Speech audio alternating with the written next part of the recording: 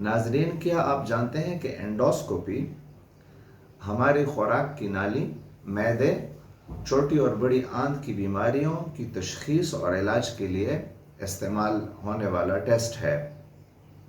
لیکن روزے کی حالت میں انڈوسکوپی کروانے سے ہمارا روزہ ٹوٹ جاتا ہے۔ آئیے تفصیل جانتے ہیں۔ بسم اللہ الرحمن الرحیم، الحمدللہ رب العالمین، الصلاۃ والسلام علی رسول اللہ۔ ناظرین، انڈوسکوپی کے دوران منہ کے راستے سے ایک لمبا ٹیوب جس میں لائٹ اور کیمرہ لگا ہوتا ہے ہمارے پیٹ اور آنتوں وغیرہ کے معائنے کے لیے استعمال ہوتا ہے۔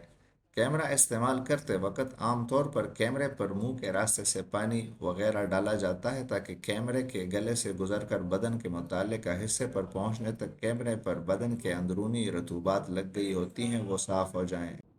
اس تفصیل کی روشنی میں روزے کی حالت میں انڈوسکوپی کرانے سے روزہ ٹوٹ جائے گا اور اس روزے کی قضا لازم ہوگی۔ ناظرین، حدیث پاک کا مفہوم ہے کہ دلوں کو بھی زنگ لگ جاتا ہے جیسا کہ لوہے کو پانی لگنے سے زنگ لگتا ہے۔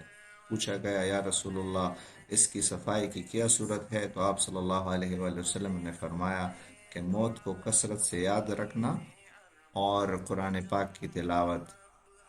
تو ناظرین، رمضان المبارک کے بابرکت مہینے کو قرآن پاک کی تلاوت اور اللہ کے ذکر میں گزاریں، کیونکہ ذکر کرنے والا دل زندہ ہے اور ذکر نہ کرنے والے دل کی مثال مردہ کی سی ہے۔ ناظرین، آخر میں سب سے قیمتی نسخہ بتاتا چلوں، وہ یہ ہے کہ اللہ کے رسول کا فرمان ہے جس کا مفہوم ہے کہ جس نے عیدین یعنی عید الفطر یا عید الاضحیٰ کی رات ثواب حاصل کرنے کے لیے قیام کیا، یعنی اللہ کی عبادت کی، تو اس دن اس کا دل نہیں مرے گا جس دن لوگوں کے دل مر جائیں گے۔ اللہ جل شانہ ہمیں عمل کرنے کی توفیق عطا فرمائے۔ سبحان ربک رب العزت عما یصفون وسلام علی المرسلین والحمد للہ رب العالمین۔